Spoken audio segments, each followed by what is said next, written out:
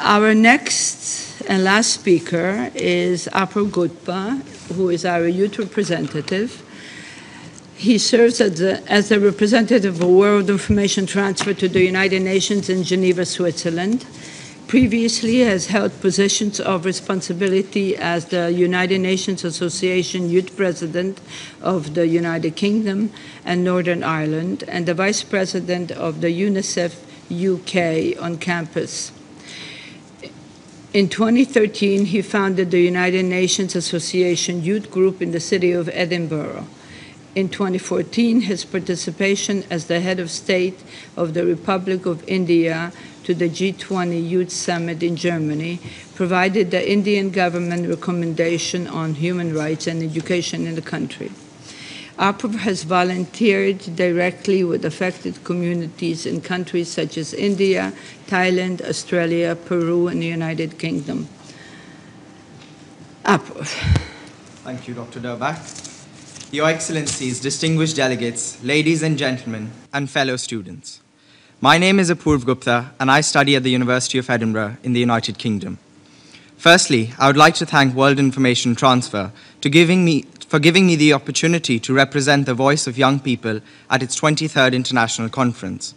It's a great honor and pleasure to be speaking among such accomplished dignitaries and, of course, at such an influential venue, the United Nations. What's even better here today are the amount of young people attending this conference. Now, I know most of you are probably missing school or university to be here, as am I, but I'm sure what most of you didn't realize is that for the giddy delights of missing a class or lecture at university, you would land yourself up in an even more intellectually stimulating masterclass on health and environment. Now, did you? So today, we young people have got to stick together, and that is what my address is about. That if we join forces, we can create the world we need. Socrates said, the secret of change is to focus all of your energy, not on fighting the old, but in building the new. This is exactly what we, the young people of the world, need to focus on. Not in criticizing the current state of affairs, but in rather infusing new vigor in our own commitment. Replacing our anger with compassion. It is in this pursuit that I would like to share a few ways in which we can do this and counter the multiple problems that challenge our world. I would like to begin by sharing an anecdote from an experience in Peru. A few years ago, I joined a group of students for a volunteer project in the Andes Mountains. The project was to construct a greenhouse for a village community so they could grow nutritious vegetables with the limited sunlight they received. One day, a local boy, aged 12 to 14, approached some of us and inquired as to where we had gotten the wooden logs we were to use for our project. One of us responded by saying from a nearby forest. The boy seemed content with the answer and proceeded to inquire in the most innocent manner possible if we were thieves. We all burst out laughing. Perplexed by our reaction, he further proceeded to ask us if they were for any use of Pachamama. Pachamama is the goddess Mother Earth in Incan mythology. To which we responded, no, it's actually for you and your entire village. These logs will help you grow vegetables once we construct a greenhouse for you. Baffled as baffled one can get, he verified, is it for me? We said yes. Astonished by our answer, while hiding a cheeky grin, he said, then why didn't you steal anything from me? You see, Peruvians are taught from a very young age that the earth is mother that protects all. Her health has a direct relation to their health. She is viewed not as an entity from which one receives multiple things like wood, water, land, air, etc., but rather as a living entity, another individual, if you may, whom we are all related to. So when, in a sense, we took wood from the forest, the boy naturally assumed that if it was stolen from her, the least we could do was create something for her. It was the simple understanding that what we take from the earth, we need to give back to it as well. The world as we know it today is in part for this very reason. Who takes responsibility for their actions towards something they don't even own? This incident really resonated with most of us, as it gave us a very different perspective of looking at the world. We grow up learning that the earth is a platform for human life, when in reality it's quite the opposite. We are not on it, but rather a part of it. It is just this little shift of perspective, if one adopts, one can really recognize the world we need today. We have gathered here today in Resolute, determined to find solutions and remedies for global environmental challenges. Today, let our voice not only reach world leaders, but rather future leaders. The world may be 4.5 billion years old, but in spirit it remains very, very young. Today, almost half of the world's population is under the age of 25. We are a family 2.5 billion strong. Imagine the endless possibilities and course of action we can take should all of us young people unite in this common endeavor. This is therefore the foundational stone of solving all and every problem that we need to lay, that we need to be united in our effort.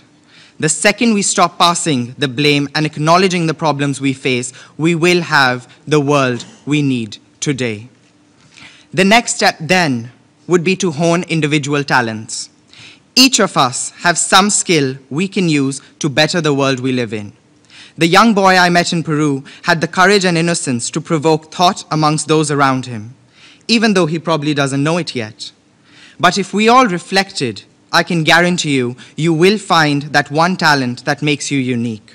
So at an individual level, locate such talents within yourself. Ask yourself what comes to you with much comfort and ease. Are you a good writer? Then write to inspire action. Are you a good orator? Then speak to encourage. Are you good at giving advice? Then formulate strong opinions and issues that matter and do not settle for less.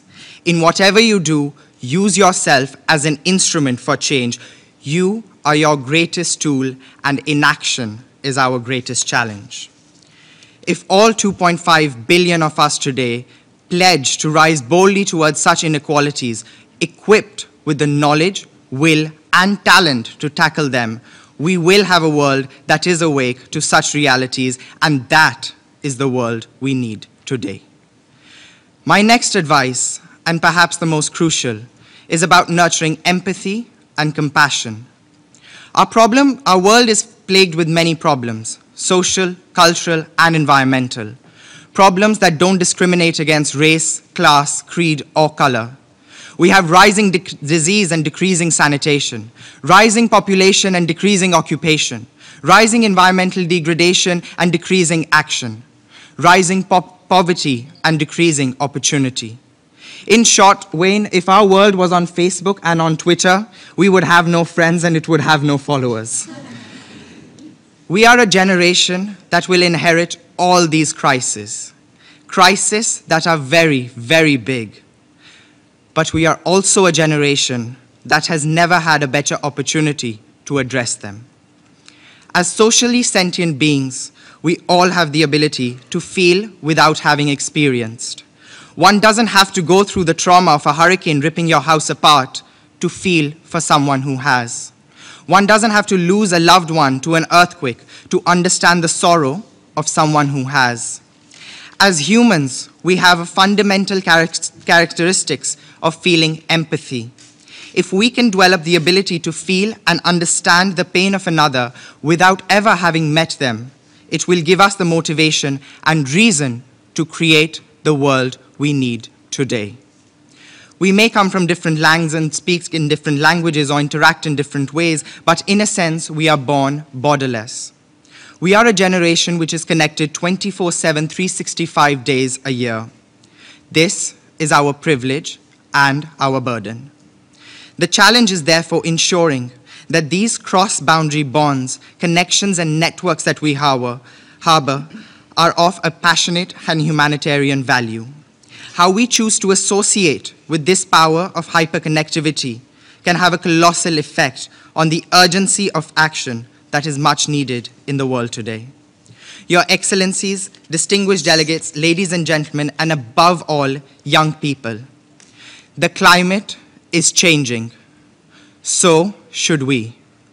Let's strive to be a generation that does not play the blame game, a generation whose conviction is not curbed by political incorrectness, a generation whose passion is not dwindled by bureaucracy, a generation whose courage is not weakened by inaction, and a generation whose resolve is not wavered by apathy, because that is the world we need today. Thank you.